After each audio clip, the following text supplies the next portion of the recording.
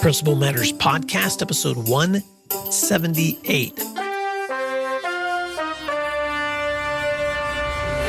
Hi, friends. This is Will Parker, host of Principal Matters, the School Leaders Podcast, where each week I bring you inspiring, innovative, and imaginative ideas for your own school leadership. This week, I want to talk about what's happened over the past decade, 10 positive ways the world is changing.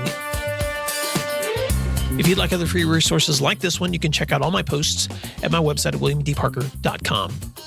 You know, just like you, I can think of many reasons to worry about the future or raise concerns about the trends that have developed over the past decade, whether that includes increases in school shootings, soaring health costs, rises in the cost of education, the number of children experiencing trauma, the growing concerns of climate change, or global or domestic political unrest. The lists of negatives can be pretty overwhelming and sometimes depressing. So this week, I want to focus on not only the harsh realities of the world that we live in, but also I want to focus on the things that we can celebrate over the past decade that have been remarkable ways that we've seen changes in our own lives and in the fields of education.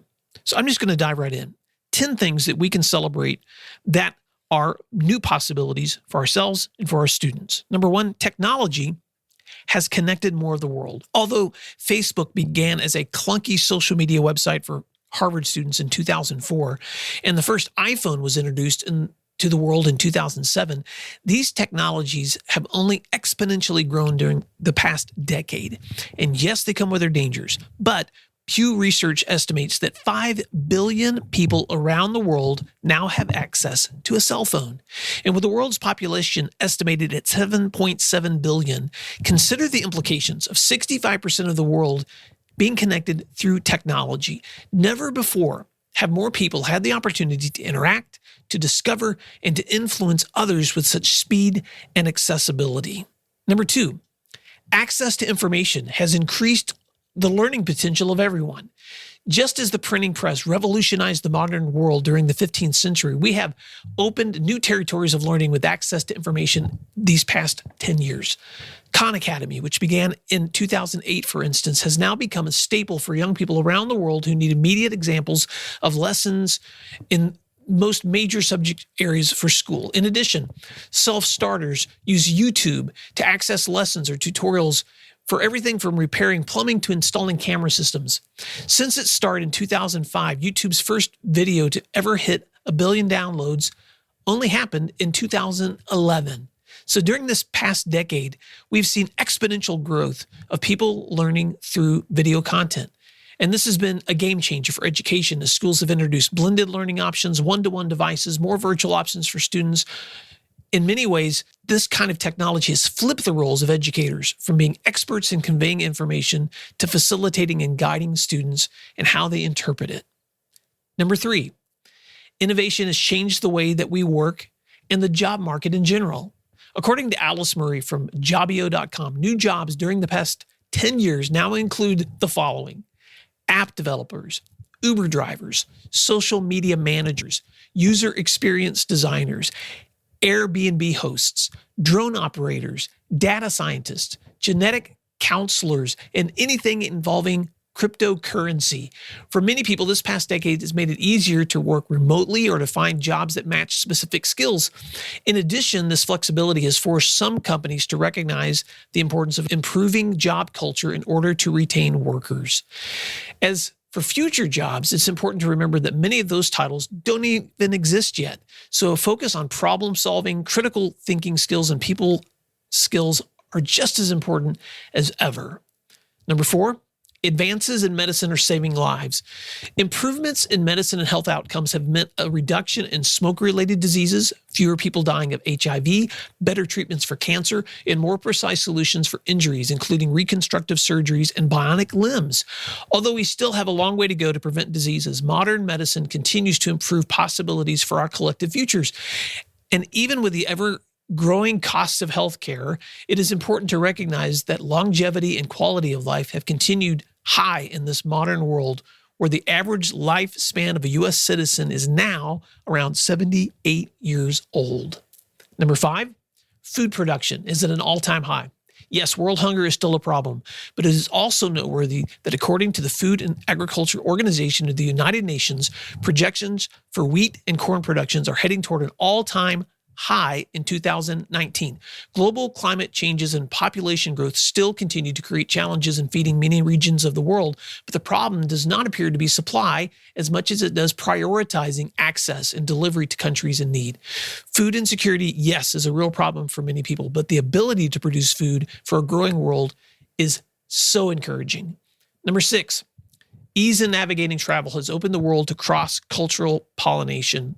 According to travel blogger Lucy Dodsworth, travelers can now replace their travel agencies with self-schedule, now have low-cost airlines, which makes pricing more competitive and affordable, stay in touch easier with advances in technology while traveling, have the ability to continue working while traveling, and make it easier to photograph and record your traveling because of the advances in our phones. Not to mention all the experiences that we have with exotic foods around the world that are now being brought closer to home because of the ease of travel. On a personal note, who would have ever thought that in my own Oklahoma neighborhood, we would now host a Mexican grocery, a ding tea shop, and a restaurant for Vietnamese pho? Number 7, the advent of podcasts are changing the way that we access content. A phenomenon that researchers began tracking in 2006, podcasting has increased dramatically this decade. Estimates show that more than half the U.S. population has listened to at least one podcast episode, up from just 1 in 4 a year ago. Even in my own foray into podcasting, I have been surprised that I've been able to connect with so many educators across the country and the world. With just 176 episodes, Principal Matters podcast has had 341,560 unique downloads at the time of this post. Number 8, the growth of Netflix and online streaming services are changing entertainment. Since 2010, Netflix subscribers have grown from 20.01 million to 158 million subscribers in 2019. Access to online streaming services have changed the way that we seek entertainment, play video games, and listen to music. With the advent of Echo and Alexa in 2014, even children can now listen to music by voice command. So many of these technologies are possible because of increases in the internet and in Wi-Fi. Number 9, the ease of digital tools has changed our work and life patterns. During this decade, we have seen increases in online banking, online retail, video streaming, self-checkout options, digital applications for almost any product, including food deliveries like DoorDash and Grubhub and Uber Eats. In addition, online tools make it possible for anyone to own a website or create advertising or market products or design. Much of what we purchase, consume, read, listen to, or watch is literally available at our fingertips. Even cleaning is easier with products like the iRobot Roomba, which will automatically vacuum your floors and recharge itself. Although social scientists are still uncovering the many pitfalls with this ease of digital access, this decade has given new meaning to the idea of convenience for work, play, and life. And last but not least, number 10, young people are changing the conversations that drive policy and practice.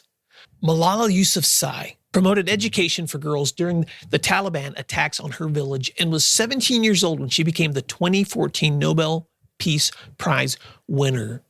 Youth movements like March for Our Lives are changing the conversations we have about gun violence across the U.S., and youth activists have influenced world events from the Middle East to Hong Kong. It is fitting that this year's 2019 Time Magazine Person of the Year is teenager and global climate activist Greta Thunberg.